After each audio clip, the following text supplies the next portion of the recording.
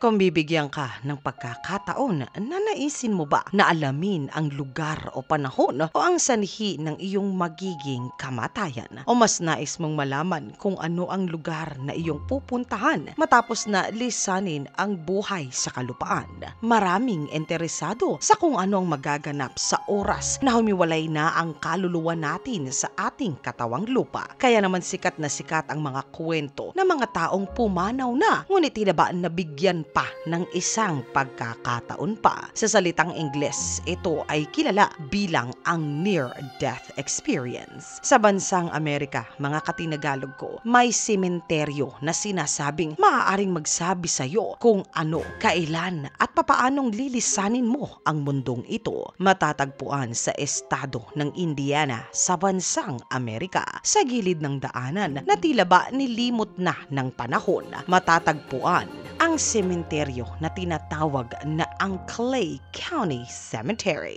Kilala na ito sa mga tao doon bilang ang isang daang baitang ng kamatayan. Hindi na ito nililibingan pa. Ayon sa tala na sa tanda ng sementeryong ito ay walang makapagsabing direkta kung ilang daang taon na nga ba ito. Tanging doon ay matatagpuan ang mga lapida na hindi na mabasa pa. Tila ba iisa na lamang itong paalaala na bawat isa sa mga matatandang lapida na ito ay nangangahulugan na minsan may isang tao na nabuhay sa ibabaw ng mundong ito. Di gaya ng mga normal na sementeryo na palagi ang mga multo ang nagiging tampulan ng kwento. Kilala ang himlayang ito dahil sa isang daang baitang na hagdanan na ito. Ayon sa mga nakagawa at saksi sa hagdanang ito, kinakailangan na gawin ito sa kalaliman ng gabi. Sa pagpunta sa sementeryo ay dumiretso sa hagdang ito.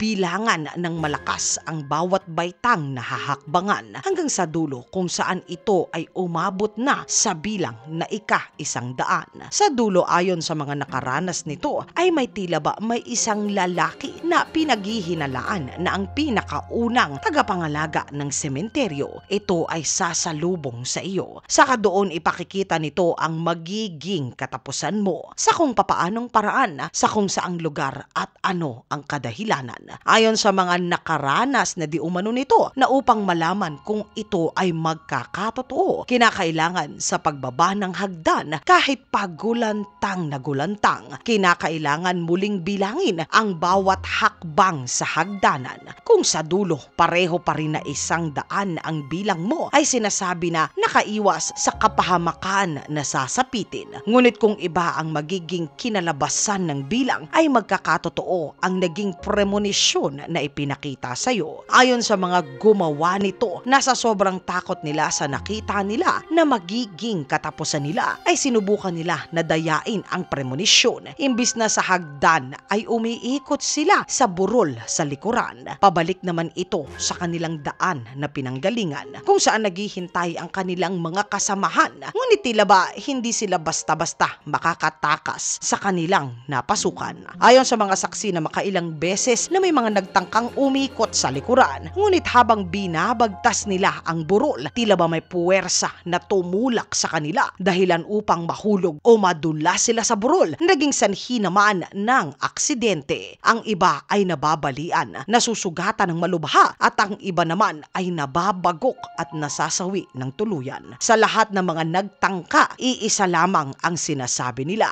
Tila ba may puwersa na tumulak sa kanila at bilang patunay ay nag-iwan ito ng markang pulang kamay sa katawan nila. Inaabot pa nga ng ilang buwan bago pa tuluyang mawala ang markang pula sa kanilang katawan. Ayon sa mga kaanak ng ilan na ikinuwento ng kaanak nila sa kanila ang kanilang premonisyon na nakita, ang kinakakatakahan nila ay tugma naman daw ang ikinasawi ng mga mahal nila sa buhay sa premonisyong ipinakita sa kanila. Dahil dito ay pinagbawal na ang paglapit sa sementeryo na ito ng mga tao. Binabantayan na rin ito ng kapulisan at nilagyan ng maraming mga babala. Ito ay upang maiwasan na ang mga aksidente at mga trahedya sa nasabing lumang nakakatakot na may hagdan na sementeryo. Mga katinagalog ko, kung kayo po ay bibigyan ng pagkakataon, nais nyo po ba na malaman kung ano ang inyong magiging katapusan at kailan? O hahayaan nyo na lamang po na ang kapalaran kung hanggang saan talaga na lamang? Isulat po ang inyong saloobin sa comment section sa ilalim. Ang pinakamagandang sagot po ay magkakamit ng 100 Gcash load.